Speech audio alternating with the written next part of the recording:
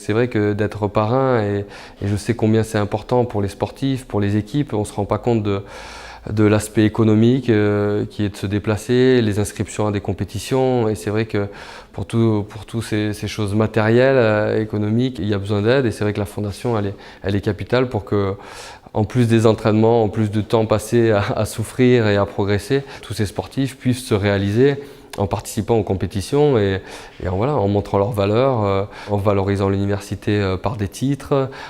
Et donc ça, c'était capital pour moi d'être parrain, parce que c'est un juste retour des choses, je trouve. J'ai été aidé et j'espère que beaucoup le seront à leur tour.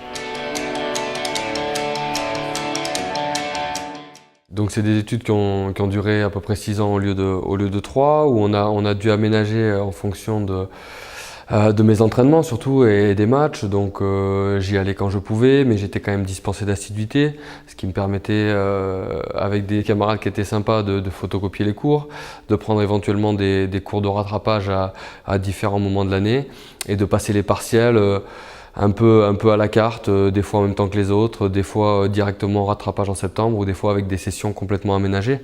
Et tout ça a été capital. Autrement, c'est vrai que j'aurais pas pu suivre le rythme normal d'un étudiant, et j'aurais pas pu aller au bout de ce cursus. Ouais, cet accompagnement pour moi a été capital.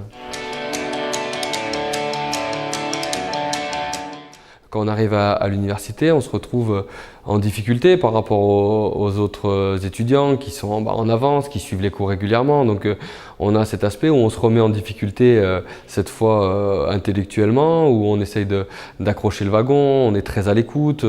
Donc on est dans un autre monde, et je crois que ça, tout le monde l'a bien compris de plus en plus. Et d'aider les sportifs, je crois que c'est très bénéfique, évidemment, d'abord pour le sportif, mais aussi pour les institutions qui les aident.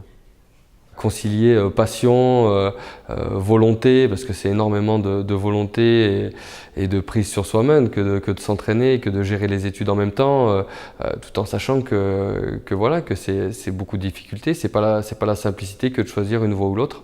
Donc voilà, c'est vrai que pour ça, la fondation est très très importante, et elle est capitale pour la majorité finalement des sportifs qui sont pas professionnels.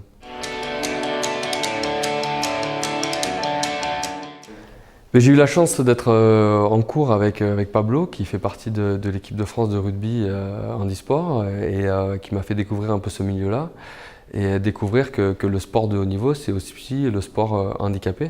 Que voilà, effectivement, ils ont des difficultés sur certains points, mais ils s'entraînent pareil, ils ont les mêmes objectifs, la même volonté de réussir dans les milieux universitaires et sportifs, et que c'est exactement la même chose. Donc c'est vrai que de ne pas dissocier le sport de haut niveau, qu'il soit handicapé ou pas, je crois que c'est important d'en parler, de le faire connaître, de montrer que le soutien est le même pour tout le monde, et ça c'est une grande aide pour eux, parce que eux, le mérite est encore plus grand, puisqu'ils ont besoin souvent d'aide financière par rapport au matériel dont ils ont besoin, et ça, ils ne pourraient pas y arriver tout seuls. Donc d'avoir cet accompagnement-là et de montrer que c'est des sportifs de haut niveau comme tout le monde, c'est vraiment, voilà, je trouve, une plus-value pour l'université et une plus-value pour le sport adapté.